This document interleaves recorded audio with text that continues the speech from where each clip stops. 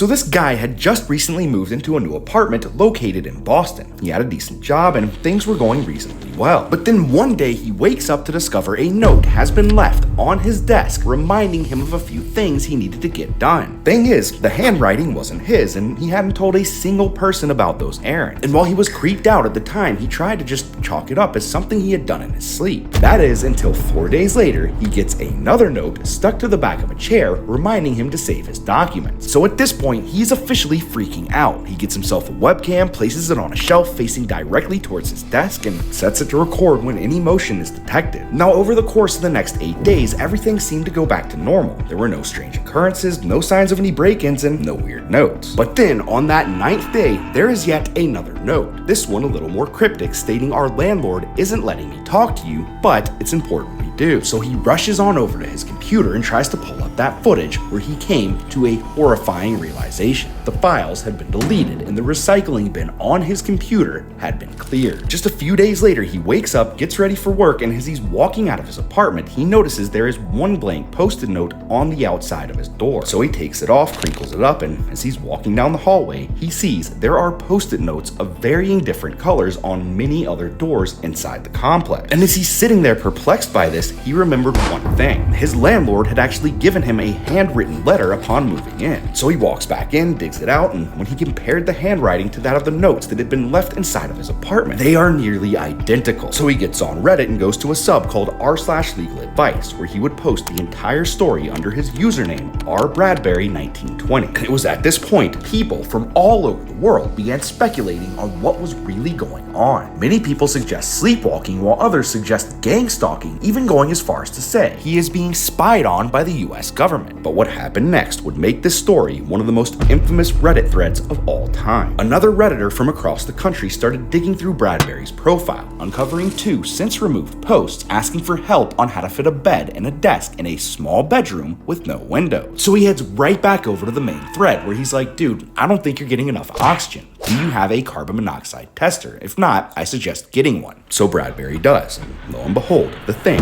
read 100 parts per million, the legal limit of which over an 8-hour period is only 50. Now, while this may not seem like a lot, what you need to know is that once carbon monoxide enters your bloodstream, it takes a considerable amount of time for it to dissipate. So even if you're out of the house for the workday, much of it is still there by the time you get back home. It then stacks and stacks, becoming more deadly the longer it goes undetected. Fun fact, it can also cause you to hallucinate, which is what caused OP to have all these episodes. Now, at this point, I'm sure many of you have heard this story before, but what you may not know is just how delirious the guy actually was. Turns out that note that was apparently given to him by his landlord was really a note written to him by his mother. More so, he had never even plugged in the webcam. Dude man was so delirious, he placed it on his shelf, then downloaded an app on his phone that wasn't even compatible with the camera he had. He created a file on his computer called webcam, which he really and truly at the time thought videos would just be sent to. But most of all, he had been writing those post-it notes on his own accord, and as he slept at night, the carbon monoxide would build up in his bloodstream, causing him to completely forget he had done so by the next morning, in turn, leading him to believe his landlord had been stalking him. Bradbury ended up moving out, and it is widely believed Ken Roach, the other Redditor who mentioned carbon monoxide, saved his life.